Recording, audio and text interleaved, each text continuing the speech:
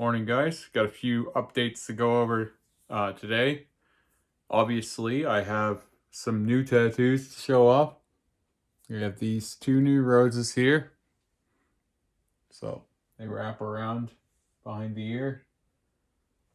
Show this one. I had originally planned to do filigree on my neck and clavicle area, like we have on the back of my arm here, like similar style and stuff. But after seeing how well this healed with dots and how crisp and vibrant it stayed, I've decided largely um, for most of my new tattoo projects that I've got planned over the next year, I'm going to go a little more ambitious than I originally thought I was.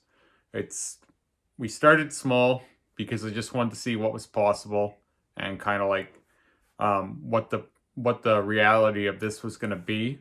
Like see how the moon healed, how the rose healed, right? And then make some decisions based on that. But I was expecting the results to be not to say worse than they are, but more subtle than they are and less defined than they are. So when I originally hatched my plan of my filigrees on my neck that would make like a candelabra, like I talked about in the last few tattoo updates, I didn't expect that we could do much more than that because my neck is pretty dark already. Like it's not like it's barely there. So like the possibilities I kind of imagined were limited. So I wanted to take it really, really slow and, figure out what would work. I am only getting tattooed every 2 weeks now, so it makes it easier for me to process and come to conclusions before actually doing the tattoo. Um, but after seeing how well this rose healed, that's when my imagination really started running wild and started really coming up with some ideas about what I could theoretically do with a brand new lease on life in a way, with a brand new suit and an artist talented enough to execute these kinds of ideas and kind of remaking some of the things that I didn't love about my first suit in a way that I will love more this time. It's probably insane for some people to see that because if you know my old tattoo suit, you know that I had roses on my throat and my neck before. I had five. I had one in the middle, and I had two right here, and then two in the back that kind of wrapped around the back of the neck. Um, and they were really blurry, and they were super vibrant red, but they weren't really shaded that well. It was really hard to work with them. I had them touched up a number of times, probably 3 times, because the red wasn't super solid the first time. Um, and then so I wanted to touch up, and then I extended the black of that onto my neck a little higher. I had a different filigree finish at one point, and then I just extended it even again last year. Or sorry, I guess it was a year and a half ago now. Time's getting away from me. So I've added finishing details of different kinds to my throat and neck over the years many times and kind of played with things. And then I got Lee to touch up the roses at one point that were on my throat. My old tattoo artist, I asked him if he could make them darker. And he said, unfortunately, there isn't much space to make them darker without losing the roses altogether because of how they were done. So I kind of always wanted like a darker rose, similar to like what I did with these. They were bright red at one point, the roses on my head. I know you can't see them because I still haven't had a hair appointment since the lockdown. I'm becoming like a chia pet. I bushy side hair drives me crazy. It makes me feel furry, like I'm more animal than man. Anyway, um, yeah, so I wanted these roses darker, always, the red roses that I had, but it just wasn't doable without losing the shape and stuff. So the idea now is I can kind of get what I wanted in a roundabout way. Obviously, they're different roses, they're in a different style, but they're more of an American traditional style in the end, or they'll be a little more lifelike than traditional typically is, but they're going to be similar to this, as I say. And this, I don't expect to age poorly. I expect this is going to hold on because the artist who has been doing this stuff, all the work he's done on me hasn't really aged much. It has faded a bit, but I expect that the black underneath this will age proportionately. So when the fresh black ages, the older black will fade gradually with it. And so that's sort of the science end of this and how this stuff holds up over time. Now, obviously, I can only speak with limited experience on this, and finding people who know a lot about this subject isn't easy. And when you do find them, they're not generally the most communicative or open people. Like I do know some people who have black on black tattoos, but they're not usually ones that are very, very talkative or social media centric. So you don't really get their point of view on this stuff. You just, sadly, it's the kind of thing that in its infancy and where we haven't got much information on this yet, I do believe we will one day. And that's part of what I'm trying to do.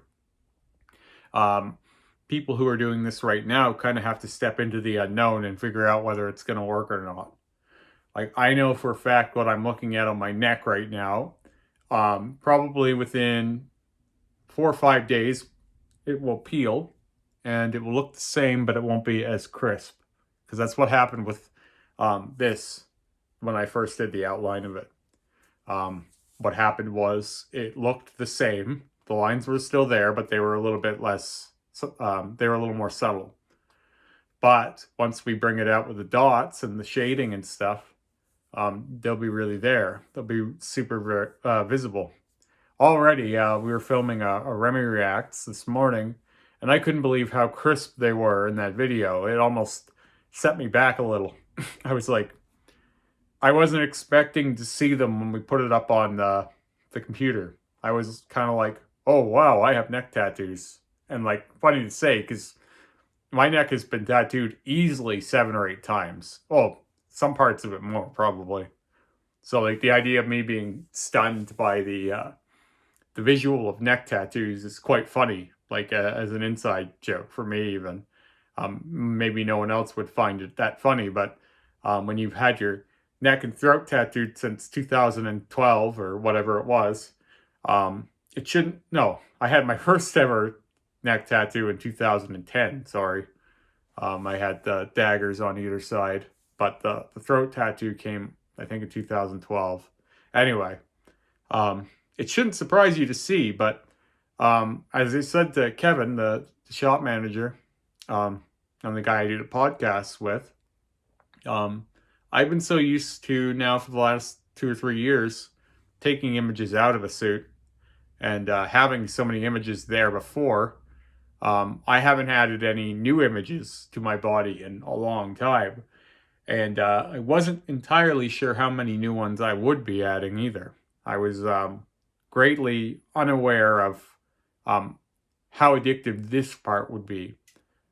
I've said before that when I started getting blackout tattoos, like when I started blacking out my sleeves and stuff, there was no greater addictive journey in tattooing for me than when I started getting the solid black. And that's still true.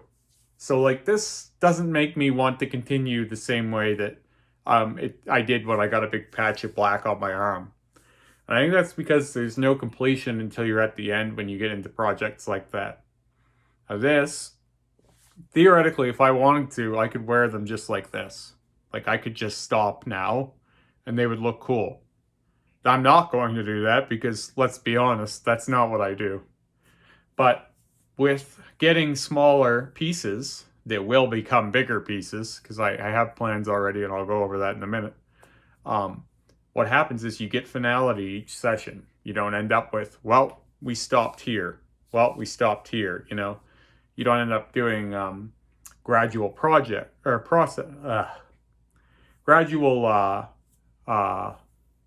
Sorry. Still a little bit sore from yesterday. Doesn't look like much, but we did this with a 14 liner. So those lines were pretty thick, and thick liners hurt. But at the same time, not as much as the blackout itself. The last time we blacked out my throat, I had my throat blacked out 3 times, for the record.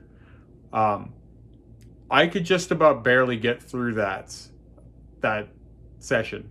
It was really, really difficult, and it's one of the 3 times in my entire tattoo experience when I've asked for Bactine. Now that's not going to give you much of a break, but I've only asked for Bactine 3 times, and the last time we were on my throat was one of them. So going into yesterday's appointment, I was a little bit gun shy. That being said, I didn't spend much mental energy worrying about what it would feel like or anything like that beforehand, because I never do. But I did have that visceral memory of the pain in my throat last time. But I think that might have been partly due to the fact that that was the 3rd time I blacked out my throat area in a year. And it is really scarred from the first ever time I got it tattooed. There was this ring in the center that just wouldn't go away no matter what I did. Lee had blacked it out twice, and it just kept popping out. You wouldn't see it always, but in certain light you would see it. And even now, you can't see the coloration of it, but you can see the scar in some lights of the ring that I had. It was like a circle. It was like a clasp in the center of my throat. If you look at old pictures of my suit, you'll know exactly what I mean. That part was so scarred in by the first artist that did my throat that covering it is really, really hard. And I was getting, I think, to the point where my skin was just too raw from being worked on too many times to handle any more pain. And we only did about an hour and 10 minutes or something that day. It was really short for me even. But about halfway through that tattoo session, in my head, I was doing everything I could to survive it. Like all of my mental energy was going towards, this will end soon. I'll be at home, I'll be eating pizza or whatever, my tattoo after food. I always plan to have a good meal that night, just so that tattoo day becomes less of like, oh, it's gonna hurt, and more like, oh, it's gonna be a good day today. I got my favorite meal, I'm gonna watch my favorite show, and blah, blah, blah, you know. You don't think about it the same way if you turn it into a positive experience instead of a, oh, this is gonna hurt, like a lot of people do.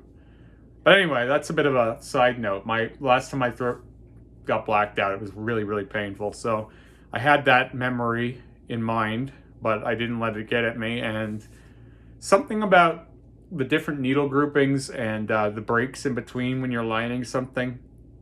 Sure, the liner does hurt a little more in a way. It's somehow less traumatic than the big 27 mag is.